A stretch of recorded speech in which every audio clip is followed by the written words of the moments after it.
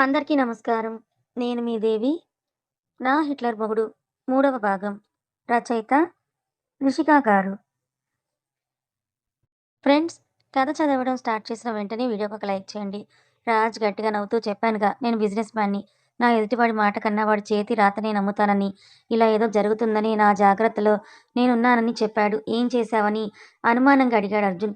చాలా అంటే చాలా సింపుల్‌గా నీ చెల్లి చేత సారీ, సారీ మా ఆవిడ చేత పెళ్ళికి ముందుగానే డైవోర్స్ పేపర్స్ మీద సైన్ చేయించాను అని అందరి వైపు చూస్తూ చెప్పాడు. విష్ణు గారు, సుమిత్ర గారు తన కొడుకు తెలివికి సంబరపడితే, నందు ఫ్యామిలీ మొత్తం రాజ్‌ని కోపంగా చూస్తున్నారు. అర్జున్ నందుని చూస్తూ, ఏంటి రాజ్ నువ్వనేది? నువ్వు రాజ్‌కి పెళ్ళికి ముందే డైవోర్స్ పేపర్స్ మీద అలా సైన్ చేసి ఇచ్చావని కోపంగా అడిగాడు. లేదన్నయ్య, నేనెందుకు అలా చేస్తాను అని రాజ్‌నే చూస్తూ, మన పెళ్ళికి ముందంటే నన్ను మీ ఆఫీస్‌కి తీసుకువెళ్ళి హనీమూన్‌కి వెళ్ళడానికి పాస్‌పోర్ట్ కోసం సైన్ చేయమన్నారు. అదేనా? ఆ! అవును. ఆ రోజే నీతో వాటి మీద సైన్ చేయించాను. రాజ్ కాలర్ పట్టుకొని, ఇది నేను ఒప్పుకోను. మీరు నన్ను ఇంతలా మోసం చేస్తారని అనుకోలేదు. మీరు చాలా మంచివారని అనుకున్నాను. కానీ మీరు మంచివారు కాదు. నిన్ను నేను వదలను. నాకు తెలియకుండా అయినా సరే డైవర్స్‌కి నేను ఒప్పుకోను అని గట్టిగా అరుస్తుంది నందు. నందు చేతిలో నుండి విసురుగా తనను తాను వదిలించుకొని, నువ్వేం చెయ్యాలనుకున్నా చేయలేవు. మూసుకొని మీ అమ్మ వాళ్ళతో పడుండని తన తండ్రి వైపు చూశాడు కోపంగా. సుమిత్ర గారు, విష్ణు గారు అందరినీ సీరియస్‌గా చూస్తూ ముందుకి అడుగు వేశాడు రాజ్. గురుగారు, నా కూతుర్ని వదిలి వెళ్తున్నావు. ఒక్కసారి ఆలోచించు అని రాజ్ వైపే కోపంగా చూస్తూ ఉన్నారు.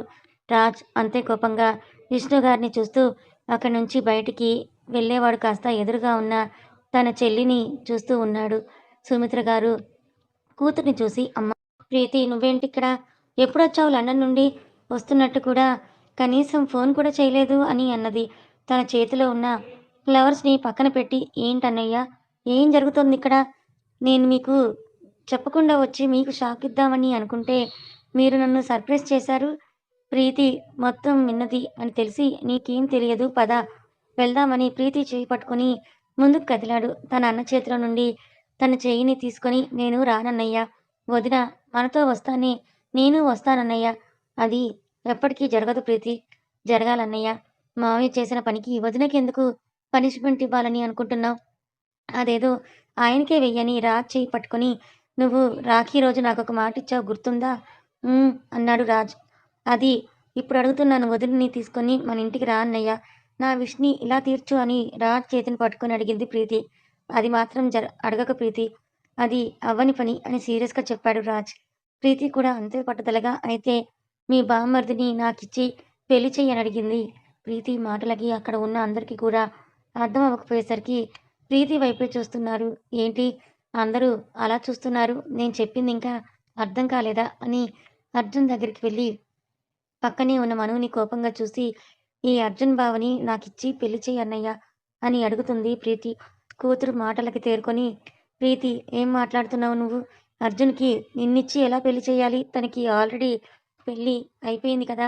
అని విష్ణు గారు అడిగారు. పెళ్లయితే ఏంటి డాడీ? వాళ్ళు ఇద్దరూ ఇంకా పరిపూర్ణ భార్యాభర్తలు అవ్వలేదు కదా! అని అర్జున్‌ని ఎదురుగా నిలబడి ప్రేమగా చూస్తూ, అర్జున్, నీ చెల్లి జీవితం నీ చేతిలోనే ఉంది అని డైనింగ్ టేబుల్ దగ్గరికి వెళ్ళి ప్లేట్‌లో బిర్యానీ పెట్టుకొని తింటోంది. ప్రీతి మాటలకి మను కంగారుగా అర్జున్ వైపు చూసింది. మను ఒక్కతే కాదు, అందరూ కూడా అర్జున్ వైపే చూస్తున్నారు. ఏం సమాధానం చెప్తాడా అని. మను వైపు నందు వైపు చూసి తన కళ్ళు గట్టిగా మూసుకొని తెరిచి ప్రీతి దగ్గరికి వెళ్ళి బిర్యానీ తింటున్న ప్రీతి చేతిని పట్టుకొని రాజ్ మీదకి విసిరి, వెళ్ళిపోండి ఇక్కడి నుంచి. మీలాంటి ఫ్యామిలీలోకి మా చెల్లి ఉండకపోవడమే చాలా మంచిదని చెప్పాడు అర్జున్. అర్జున్ విసిరిన విసురుకి రాజ్ చేతిలో పడాల్సిన ప్రీతి తమాయించుకొని తనే నిలబడి, ఏంటి ఎవరూ లేని దాని కోసం నీ చెల్లి జీవితాన్ని బలి చేస్తావా? రాజ్ కోపంగా ప్రీతిని లాగిపెట్టి కొట్టి, ఛీ! పెళ్ళైన మగాడిని కోరుతున్నావు, సిగ్గులేదా నీకు? అవును, నాకు సిగ్గులేదు. నాకు అర్జున్ కావాలి. నీ ఫ్రెండ్‌గా నేనెప్పుడూ అర్జున్‌ని చూడలేదు. నాకు ఒంటి మీదకి వయసు వచ్చినప్పటి నుంచి నేను తనని ఇష్టపడ్డాను. నా స్టడీస్ కోసం నేను లండన్‌కి వెళ్ళేటప్పుడు నా ప్రేమని చెప్పాలని అనుకున్నాను. కానీ ఆ టైంలో ఇదిగో ఈ మనుని పెళ్లి చేసుకొని వచ్చాడు. అది చూస్తూ ఉండలేక వెంటనే మీ అందరికీ దూరంగా వెళ్ళి నేను నరకయాతన చూశాను. ఈ మధ్య నన్ను నేనుగా బయటపడుతున్న టైంలో నువ్వు అర్జున్ చెల్లెల్ని పెళ్లి చేసుకుంటున్నానని చెప్పావు. అది నాకు ఏమాత్రం నచ్చలేదు. అందుకే నాకు ఫ్లైట్ టికెట్స్ దొరకలేదు అని చెప్పాను. కానీ వీడి మీద నా ప్రేమ ఇంకా చావలేదు అని నీ పెళ్లి వీడియోలోనే తెలిసింది. అందుకే మిమ్మల్ని అందరినీ ఒప్పించి అర్జున్‌ని పెళ్లి చేసుకుందామని వచ్చాను. కానీ నేనొచ్చేలోపే నువ్వు తన చెల్లెలికి డైవర్స్ ఇచ్చాను అని అంటున్నావు. అప్పుడే నాకు చిన్న ఆశ కలిగింది. చెల్లి కోసమైనా తనని వదిలి నన్ను పెళ్లి చేసుకుంటాడేమో అని అనుకున్నా. కానీ అర్జున్ నన్ను అని వాళ్ళ అమ్మని పట్టుకొని ఏడుస్తుంది ప్రీతి. గురుగారు భలే ఫ్యామిలీరా మీరు. ఛీ! సిగ్గులేదు. నీ కొడుకు నా కూతురిని ఇష్టపడుతున్నాడు అని చెప్పి పెళ్లి చేశావు. ఇప్పుడు నా కూతురు వెనక ల్యాండ్ కోసం అని పెళ్లి చేశాను అని అంటున్నావు. ఇంకా నీ కొడుకు, నీ కూతురు నిన్ను మించే ఉన్నారు గదా! నీ కొడుకు ముందుగానే డైవర్స్ పేపర్ మీద సైన్ చేయించాడు. ఇంకా నీ కూతురు సిగ్గు, శరం లేకుండా అవన్నీ వదిలేసి ఒక పెళ్ళైన మగవాడిని కోరుకుంటోంది. ఛీ! ఏం కుటుంబంరా మీది అని తిట్టిపోస్తున్న గురువుగారిని, "రేయ్ గురు ఏం మాట్లాడుతున్నావు నువ్వు? అర్థమవుతోందా? అసలు మీరు చేస్తోందేంటి? ఏంరా నీ కూతురు జీవితం నిలబెట్టాల్సింది పోయి నీకు నచ్చితే నువ్వు చేస్తున్నావు. నీ కూతురు జీవితం ఏమైపోతుందో కనీసం నువ్వు ఆలోచించవా?" అని అంటూ గట్టిగా అడిగారు భూపతి గారు. ఏంటి నాన్న? నా కూతురికి ఏమయింది? అది బంగారం నాన్న. దాన్ని వద్దు అని అనుకున్న వాళ్ళకి నా కూతురు విలువ తెలియదు. ఇదిగో ఇక్కడ ఉన్నాడే నా సుపుత్రుడు. వీడిని నమ్మి నా కూతురి జీవితాన్ని అగాధంలోకి నెట్టాలి అని అనుకున్నా కానీ, నేను నమ్మే ఆ సాయిబాబా నా వైపు ఉండి వీళ్ళు ఎలాంటి వాళ్ళో తెలిసింది. ఎవరి స్వార్థం వాళ్ళది. నాన్న వీళ్ళ ఫ్యామిలీకి మన ఇంటి మహాలక్ష్మి వెళ్ళకూడదని గట్టిగా చెప్పి నందినిని దగ్గరికి తీసుకొని ఏడవకు తల్లి. నువ్వేడిస్తే ఈ నాన్న చూడలేరు అని కూతురు కన్నీరు తుడిచి రాశి అని తన భార్యని పిలుస్తారు గురువుగారు. గురువుగారు తన భార్యని రాశి అనే పిలుస్తారు గమనించగలరు. అప్పటి వరకు కూతురు జీవితం ఏమైపోతుందో అని ఆలోచన చేసిన రసీత గారు గురువుగారు పిలిచేసరికి చీర కొంగుతో కన్నీరు తుడుచుకుంటూ గురువుగారి దగ్గరికి వెళ్లి చెప్పండి. ఎందుకే ఏడుస్తున్నావు? నీ కూతురు ఎప్పుడు అదృష్టవంతురాలని అంటావు కదా! అది నిజమే. ఇలాంటి ఫ్యామిలీ అని ముందే తెలిసింది. మను నేను పిలిచారు. మను నువ్వు కూడా ఏడుస్తున్నావా పిచ్చిదానా? అని మను దగ్గరికి తీసుకొని ఏడవకురా! నీకు ఎవరూ లేరు అనేది నిజం కాదు. నీ కోసం మన ఫ్యామిలీ అంతా ఉంది. రాశి నేను పిల్లల్ని రూమ్‌కి తీసుకొని వెళ్తున్నా. నువ్వు హాల్‌లో ఖాళీ అయిన తర్వాత ఇల్లుని శుద్ధి చెయ్యి అని చెప్పి, అమ్మా, నాన్న మీరింకా మీరు గదికి వెళ్ళండి అని నందిని మనుని తీసుకొని అతని గదికి వెళ్ళిపోయారు. భూపతి గారు, రత్న గారు ఏం మాట్లాడాలో కూడా తెలియక తమ గదిలోకి వెళ్ళిపోయారు. ఇప్పుడు ఆ హాల్‌లో రాజ్ ఫ్యామిలీ, అర్జున్, రసీద గారు మాత్రమే ఉన్నారు. రాజ్‌కి మాత్రం చాలా చిరాగ్గా ఉంది. ఇలాంటి అవమానం ఎప్పుడూ తనకి జరగలేదు. తన ఫ్యామిలీని కోపంగా చూస్తూ వెళ్ళేవాడు కాస్త అర్జున్‌కి కన్ను కొట్టి వెళ్ళిపోయాడు. రాజ్ వెళ్ళిపోవడంతో మిగతా ముగ్గురు కూడా బయటికి వెళ్ళిపోయారు. అర్జున్, రసీత గారు మాత్రమే హాల్‌లో ఉండడంతో అర్జున్ నేను నీతో మాట్లాడాలి. అసలేంట్రా ఇది? రాజ్ నీ ఫ్రెండే కదా! అతనేంట్రా ఇలా మాట్లాడుతున్నాడు? వాళ్ళ ఫ్యామిలీ మనీ మైండ్ అని మాకు చెప్పలేదురా. నీ చెల్లి జీవితం ఇలా అవ్వడానికి ఒక అన్నగా నువ్వు ఒక కారణమయ్యావురా అని దేవుడి గదిలోకి వెళ్లారు. రాజ్ బయటకొచ్చి పాకెట్‌లో ఉన్న మొబైల్‌ని తీసి తన డ్రైవర్‌కి కాల్ చేశాడు. కాల్ చేసిన 10 నిమిషాల్లో కారు రావడంతో డ్రైవర్‌ని వెళ్ళిపోమని చెప్పి తను డ్రైవింగ్ సీట్‌లో కూర్చున్నాడు. వెనుక ఉన్న ముగ్గురు కూడా సైలెంట్‌గా కారులో కూర్చోవడంతో కార్‌ని స్టార్ట్ చేసి తన బంగ్లాలోని పోర్టికోలో ఆపి డోర్‌ని విసురుగా ఓపెన్ చేసి తన రూమ్‌లోకి హడావుడిగా వెళ్ళిపోయాడు. మిగతా ముగ్గురు మాత్రం ఒకరి ముఖం ఒకరు చూస్తూ హాల్‌లో సెటిలయ్యి ఇప్పుడు రాజ్ ఎలా రియాక్ట్ అవుతాడా అని ఆలోచిస్తూ ఉన్నారు సుమిత్ర గారు. విష్ణు మనం అనుకున్నది జరిగింది కదా! ఇంకా ఏం ఆలోచిస్తున్నావు నువ్వు? అని అడిగింది. తన భార్య అడిగిన దానికి సుమిత్రని లాగిపెట్టి ఒక్కటి పీకి అసలు దీనికంతా నువ్వే కారణమని అన్నారు. ఇప్పుడు నేనేం చేశానని నన్ను కొడుతున్నారు మీరు? విష్ణు కొట్టిన చెంప మీద చెయ్యి వేసుకొని అడిగారు. ఆ! ఏం చేశావా? నీ కూతురు ఒకడిని ప్రేమిస్తుందని నాకు చెప్పావు. అంతే. నీకు ముందే తెలుసు ఇది అర్జున్ గాడిని ప్రేమిస్తుంది అని. అవునా? కాదా? అని గట్టిగా అరిచారు విష్ణు గారు. మీకు దండం పెడతాను అరవకండి. వాడు వింటే మళ్ళీ అదో తలనొప్పి. ఏం తలనొప్పే? బాబు నేననుకున్న దానికి బట్టి ఇద్దరిని విడదీస్తాను. ఆ గురువుగాడికి పెళ్ళైన కూతురు ఇంట్లో మొగుడు లేకపోతే ఎలా ఉంటదో తెలియాలి అని అలా చేశాను కానీ మీరు చేసింది తప్పండి. అమ్మాయిని మన అబ్బాయి ఇష్టపడ్డాడు కదండీ! హ్మ్. ఇష్టమని నవ్వుకొని అందుకేగా ఇలా ప్లాన్ చేశాను. వాడి వీక్ పాయింట్ మీద కొట్టాను. వాడి కెరియర్ అంటే చాలా ఇష్టం. వాడు షాపింగ్ మాల్ పెట్టడానికి మంచి ల్యాండ్ చూస్తున్న టైంలో ఆ గురువుగారి ల్యాండ్‌ని రాజ్ కలలో పడేలా చేశాను. ఆ పెళ్లి వరకు ఏ కబ్జా చెయ్యని ఆ స్థలాన్ని అప్పటికప్పుడు ఎలా అయిందో తెలుసా? అది కూడా నేను చేసిందే. ఆ కాశీగాడిని రెచ్చగొట్టేలా చేయించాను. ఆ అర్జున్ చెప్పినట్టు మన అబ్బాయి ఆ ల్యాండ్ కోసం, ఆ అమ్మాయి మీద ఉన్న ప్రేమ కోసం ఆ రౌడీతో పోటీ పడితే ఎలా అండి? ఏంటి రాజ్ రౌడీ జోలికి వెళ్తాడా? వాడలా చేస్తాడనుకుంటున్నావా? చెయ్యడు. ఎందుకంటే రాజ్‌కి గొడవలవి ఇష్టం ఉండదు. ఏదైనా కాగితంనే నమ్ముతాడు. తనిలా ఉండాలని రూల్స్ పెట్టుకున్నాడు కదండీ! అందుకే నేనిలా ప్లాన్ చేశానని కూతురు వైపు అసలు నువ్వు అర్జున్‌ని ఎప్పటినుంచి ప్రేమిస్తున్నావని అడిగారు. డాడ్ అర్జున్ అన్నయ్య ఫ్రెండ్‌గా మన ఇంటికొచ్చాడు చూడండి. అప్పుడే మొదటిసారి అర్జున్‌ని ఇష్టపడ్డాను. అదంత ప్రేమ కాదు. నా ఏజ్‌కి క్రష్ ఫీల్ అవుతున్నా అనుకున్నా కానీ మిమ్మల్ని అందరిని వదిలి ట్రిప్ వెళ్ళాను కదా! ఇంట్లో మీ అందరికి నేను మిస్సింగ్ ఫీలింగ్ రాలేదు కానీ అర్జున్ మీద ఉండేది. అది ఎందుకో తెలియదు. 1 మంత్ అనుకుని వెళ్ళిన దాన్ని అర్జున్ కోసం 10 డేస్‌లోనే వచ్చాను. డాడ్ హైదరాబాద్ వచ్చిన తర్వాత ఇంటికి రావాలనిపించేలా. అర్జున్ చూడాలని అన్నయ్య వాళ్ళని మీట్ అయ్యా. ప్లీజ్ వెళ్ళాను. ఆ రోజు నేను అర్జున్‌ని చూసిన క్షణం నాకు అర్థమైంది డాడ్. అర్జున్ నేను ప్రేమిస్తున్నానని. ఎంతో ఉద్వేగంతో చెప్పింది. చూడు ఆల్రెడీ వాడికి పెళ్లయింది. నువ్వు నా మాట విని అర్జున్‌ని మర్చిపో అని సుమి కాస్త కాఫీ తీసుకొని రూమ్‌కి రా అని చెప్పి వెళ్ళిపోయాడు. ఏంటి మమ్మీ డాడీ ఇలా మాట్లాడుతున్నారు? అర్జున్ నేను ఎలా మర్చిపోతాను మమ్మీ అని సుమి గారిని పట్టుకొని ఏడుస్తుంది. ఒసేయ్ ఏడవకు. మీ నాన్న ఏం చేసినా మంచి చేస్తాడు. నా మాట విని వాడిని మర్చిపో. నీకు మంచి సంబంధం చూస్తాను. విష్ణు గారు అడిగిన కాఫీ కోసం కిచెన్‌లోకి వెళ్తారు సుమిత్ర గారు. ఇప్పుడు నేను అర్జున్‌ని మర్చిపోవాలంటే నా ప్రాణం పోవాలని తన రూమ్‌లోకి వెళ్ళిపోయింది. రేయ్! నీ అయ్య ఏంట్రా నేను చెప్పేది? నువ్వు చేసిందేంటి? బాడుకోవ్ అని రాజ్ ఫోన్‌లో అరుస్తున్నాడు. రేయ్ రాజ్ ఏంట్రా ఆ మాటలు? నేను నీ ఫ్రెండ్‌నిరా అలా తిడుతున్నావేంట్రా బాబు? ఫ్రెండ్‌ని కాబట్టే తిట్టి ఊరుకున్నా. వేరే వాడివైతే యమలోకానికే పార్సల్ చేసేవాడిని. హ్మ్. ఇప్పుడేంటి? నన్ను తిట్టడానికి రీజన్ దొరికింది తిడుతున్నావు అంతేగా? రేయ్! ఆ అర్జున్ గాడు నన్ను చీట్ చేశాడురా! వాడిని ఎంతగా నమ్మాను. వాడిలా నా కెరియర్‌తో ఆడుకుంటాడని అనుకోలేదురా! రేయ్ రాజ్ చాలా తప్పుగా ఆలోచిస్తున్నావు నువ్వు. ల్యాండ్ గురించి. తన్ని వదిలించుకోవడం కరెక్ట్ కాదురా! నా మాట విని ఉదయం వెళ్ళి నైట్ ఏదో కోపంలో అన్నాను. అందుకే అలా వాగాను అని నందినిని ఇంటికి తీసుకొని పోరా! ఆహా! అప్పుడు అయ్యో బాబు! మీరు కోపంగా అలా మాట్లాడేసరికి నేను మీకు రియాక్ట్ అయ్యానంటాడనుకున్నావా? నా మామ కాని మామ అని గట్టిగా అరుస్తున్నాడు రాజ్. అబ్బా! ఎందుకురా అలా అరుస్తున్నావు? నేను ముందే చెప్పాను కదా! ఇలాగే జరుగుతుందని. నువ్వే అర్థం చేసుకోలేకపోయావు. సరే, ఉదయం ఫారెన్ వాళ్ళతో మీటింగుంది. ఏం చెయ్యాలో తమరు చెప్తే చేస్తాను. అసలే తమరు మూడ్ బాలేదు కదా! దానికే అది అలానే ఉంటుంది. వస్తున్నా. వాళ్ళనెందుకు వదులుకోవడం? 10కి మీటింగ్ అరేంజ్ చెయ్యి. వాళ్ళు చెప్పిన ప్రాజెక్ట్‌ని నా ల్యాప్‌టాప్‌లో ఉంది. అది అర్జున్ గారి ఇంట్లో మర్చిపోయాను. ఉదయం వెళ్లి తీసుకొని రా అని ఆర్డర్ వేశాడు. అంత లేదు. ఈ ట్రాఫిక్‌లో నేను అంత దూరం వెళ్ళలేను. మీ ఇంటికి దగ్గరేగా.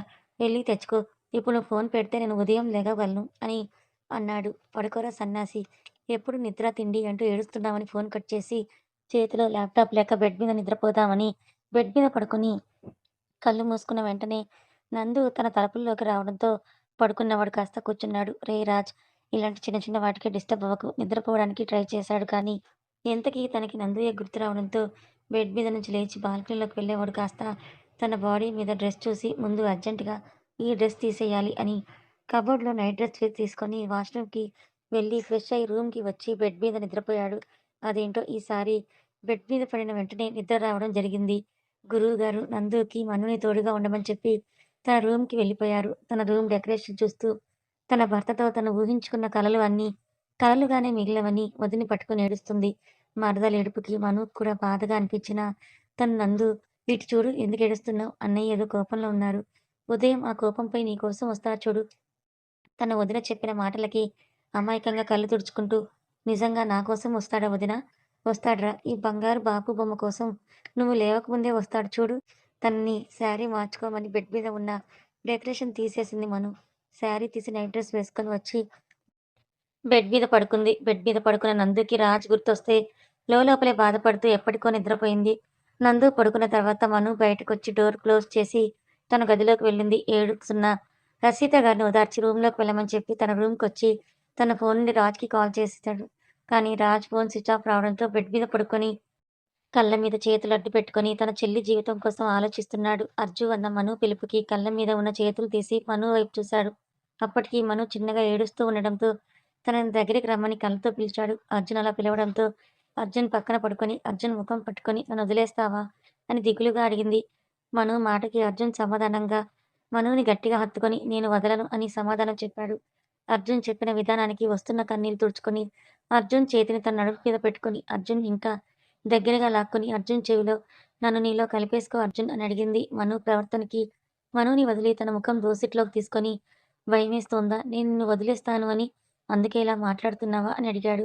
"ప్లీజ్ అర్జున్ నా మాట విని నన్ను నీలో కలిపేసుకో. నువ్వు నేను సంపూర్ణ భార్యాభర్త అవ్వాలి అర్జున్" అని అర్జున్ పెదాలందుకుంది. మను అందుకున్న పెదాల్ని వీడి "నువ్వు భయపడి మాట్లాడుతున్నావురా. నాకు కావాల్సింది నీ ప్రేమే కానీ, నీ శరీరం కాదురా" అని అంటూ అర్జున్ చెప్పేసరికి, "ఇలా నేను చెయ్యలేనురా. మను నుదుటిన ముద్దు పెట్టి వెళ్ళు. వెళ్ళి నంద దగ్గర ఉండు నార్మల్‌గానే. అది కాస్త భయపడుతుంది. ఈరోజు జరిగిన దానికి ఇంకా భయపడి జ్వరం తెచ్చుకున్నా ఆశ్చర్యపోవాల్సింది లేదు" అని మనుని మళ్ళీ నందు దగ్గరికే పంపించాడు. మను నందు రూమ్‌కెళ్ళేసరికి రాజ్‌ని తలుచుకుంటూ ఏడుస్తూ ఉంది. తనింటికి వచ్చిన మొదటి రోజు చూసిన నందు ఇలా ఉండేది కాదు. చాలా చలాకీగా ఉండేది. ఎవరితో త్వరగా కలవని మను, నందు తన అల్లరికి, తను మాట్లాడే అమాయకమైన మాటలకి త్వరగా కలిసిపోయింది. ఇప్పుడు బాధపడుతున్న నందుని చూసి మను మనసంతా కూడా భారంగా అయిపోయింది. ఎవరికెన్ని బాధలున్నా కాలం తన పని తాను చేసుకోవాలి కాబట్టి, సూర్య భగవాన్ గారు తన డ్యూటీకి టైంకొచ్చేశారు. రోజు 5కే లెగవడం అలవాటు ఉన్న రాజ్ లేచి వాష్‌రూమ్‌కి వెళ్లి ఫ్రెష్ అయ్యి బయటకొచ్చి తన రూమ్ పక్కన ఉన్న జిమ్‌కి వెళ్లి పుషప్స్ చేస్తున్న రాజ్‌కి తన ఫోన్ రింగ్ అవ్వడంతో లిఫ్ట్ చేసి అవతలి మాటకి 1 అవర్‌లో ఉంటాను అని చెప్పి తన రూమ్‌కి వచ్చి జిమ్‌లో వదిలిన చిరాకుని షవర్‌తో వదిలించుకొని రూమ్‌కి వచ్చి డ్రెస్అప్ అయి తన థింగ్స్ అన్నీ తీసుకొని కింద హాల్‌లో ఉన్న తన అమ్మ, నాన్నకి బాయ్ చెప్పి తన కారులో స్టార్ట్ అయ్యాడు. ఇక్కడ నందు ఇంట్లో మను లెగిసి నందు వైపు చూస్తే నిద్రపోతూ కనిపించడంతో తన రూమ్‌కి వెళ్లి ఫ్రెష్ అయ్యి కిచెన్‌లోకి వెళ్లి అప్పటికే వచ్చిన పనమ్మాయికి పని చెప్పి కాఫీకి, టిఫిన్, లంచ్‌కి ప్రిపేర్ చేస్తూ ఉంది. రసీద గారు కూడా కిచెన్‌లోకి రావడంతో "అత్తయ్య మీకు కాఫీ ఇవ్వనా?" అని అడిగింది. "లేదు తల్లి గుడికి వెళ్ళొస్తాను. కాస్త నందుని చూడు తల్లి. నేను వెళ్లి చూసాను నిద్రపోయి ఉంది. ఓ గంట తర్వాత చూసి లెగవకపోతే లేపు తల్లి" అని ఇప్పుడు నందుతోనే ఉండాలి కానీ మనసు బాగోలేదు. అలా గుడికి వెళ్ళొస్తే ప్రశాంతంగా ఉంటుందని వెళ్తున్నానని మీ మామయ్య నేను వదిలేస్తాను అని గురువుగారు కూడా రావడంతో గుడికి వెళ్లారు. గురువుగారు, రచయిత గారు ఇంటి నుంచి బయటికి వెళ్ళడం, రాజ్ కార్ ఇంటి లోపలికి రావడం ఒకేసారి జరిగాయి. గురువుగారి ఇంటి ముందు కారు ఆపి కారులో నుంచి గురువుగారి ఇంటి వైపు చూస్తున్నాడు రాజ్. గార్డెన్‌లో ఉన్న కరివేపాకు కోసం బయటికి వచ్చిన నందుకి బయట రాజ్ కనిపించేసరికి నందు కోసం వచ్చాడేమో అని రాజ్ అన్నయ్య అంటూ రాజ్ కార్ దగ్గరికి వెళ్ళింది మను. మను రావడం చూసి రాజ్ కారు నుంచి దిగాడు. గుడ్ మార్నింగ్ అన్నయ్య. లోపలికి రండి అని నవ్వుతూ ఆహ్వానించింది మను. రాత్రంతా గొడవ అయ్యి, ఇప్పుడు తను లోపలికి వెళ్ళడానికి సంకోచిస్తూ, "లేదు మను, నేను నైట్ ల్యాప్‌టాప్ మర్చిపోయాను. దాన్ని కొంచెం తీసుకొనొస్తావా? నాకు అర్జెంట్‌గా మీటింగ్ ఉంది వెళ్ళాలని" అడిగాడు. "ల్యాప్‌టాప్ కోసం వచ్చారా? నందు కోసం కాదా?" అని అడిగింది. కాదని మొహమాటంగా చెప్పాడు రాజ్. "అన్నయ్య మీరేమనుకోనంటే ఒక విషయం చెప్తాను. మీరు వెళ్ళిన దగ్గర నుంచి నందు అలా ఏడుస్తూనే ఉంది. ఇప్పుడే నిద్రపోయింది. తను చాలా మంచిదన్నయ్య. ప్లీజ్ తనని అలా వదిలేయకండి. అయినా మీ మాటల్లో నాకు తెలిసింది మీకు కూడా నందు అంటే ప్రేమ ఉందని. ఇంకెందుకన్నయ్య ఆలోచిస్తూ మీరు బాధపడుతూ నందినిని బాధపెడుతున్నారు. నువ్వు పొరపడుతున్నావు మను. నాకు నందు అంటే ఇష్టమని చెప్పినా గానీ, ప్రేమ అనేది ఏనాడు ఏ రోజు చెప్పలేదు. ఎవరినో ఒకరు పెళ్లి చేసుకోవాలి కాబట్టి నన్ను చేసుకోవడానికి ఇష్టపడ్డాను. ఆ ల్యాండ్ కోసం ఇష్టపడ్డాను అంతే. నువ్వనుకున్నట్టు నేను నందుని ప్రేమించలేదు. ఇంటి ముందు కారొచ్చి ఉండడంతో పైనుంచి చూస్తూ ఎవరు అని చూసేసరికి రాజ్ కనపడేసరికి తను కూడా కిందకి దిగాడు. ఎక్కడో చిన్న ఆశ. తన చెల్లి కోసం తను మళ్ళీ వచ్చాడని, రాత్రి ఏదో కోపంలో అరిచాడని అపోహతో ఉన్నాడు అర్జున్. కానీ రాజ్ మాటలో తెలిసింది తన చెల్లి కోసం కాదు. వచ్చింది ల్యాప్‌టాప్ కోసమని. అసలు అందులోనూ తన చెల్లి అంటే అసలు ప్రేమ లేదని రాజ్ తేల్చి చెప్పడంతో పైన రూమ్‌లో ఉన్న రాజ్ ల్యాప్‌టాప్ తీసుకొని వచ్చి రాజ్ చేతిలో పెట్టి "ఇంక బయలుదేరు" అని అన్నాడు. కథ కొనసాగుతుంది. మరి నిజంగానే రాజ్‌కి నందిని అంటే ఇష్టం లేదా? రాజ్ ఆ ల్యాండ్ కోసం మాత్రమే పెళ్లి చేసుకున్నాడా? లేదా ఇంకేదైనా కారణం ఉందా? మరి నందిని జీవితం ఇలా అయిపోవటమేనా? తెలుసుకోవాలనుకుంటే ఛానెల్‌ని ఫాలో అవ్వండి. కథ నచ్చితే లైక్ చేయండి. Thank you so much.